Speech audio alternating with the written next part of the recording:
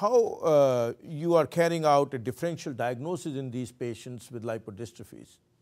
So this actually is something I've worked on a lot because in order to bring a patient to NIH, that's quite a venture for a family to take. So before they ever come, I try to go through with the primary care provider a list of tests that help Dr. Gordon and I to screen if this patient really has an unusual kind of insulin resistance and possibly a lipodystrophy. So some of the tests that we ask for the physician to give us are a fasting lipid panel, a fasting insulin level, a fasting C-peptide level, and of course a hemoglobin A1C.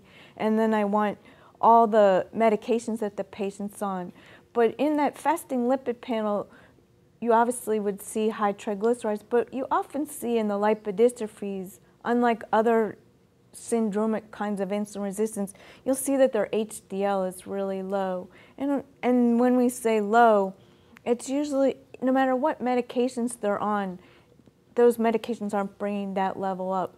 And another very important feature about these patients as opposed to other metabolic syndrome patients, they're not going to be obese as you would expect for this degree of insulin resistance. Now, some of the partial patients are obese, but the degree of insulin resistance is much more extreme to their level of obesity. In general, their BMIs are under 25 or usually under 30.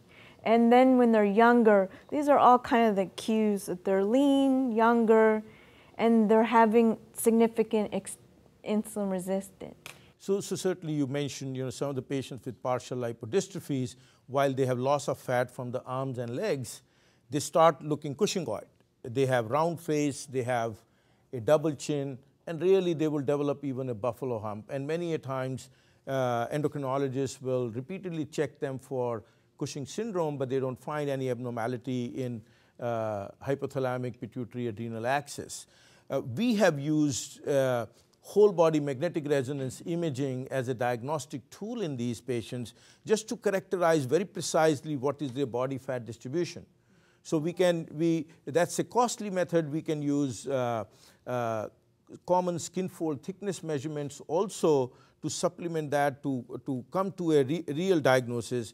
And then, sometimes we measure leptin levels. Not that they are diagnostic, but they can predict. And often providers, they're not used to the leptin assay being available, and I usually have to just remind them that it's commercially available to anyone in the U.S. So that's not it used to be when we started, it was an unusual test to get done, and we only did them at NIH for the people we were screening, or different centers would do them, but now that is commercially available and people seem to be able to get that test done fairly easily.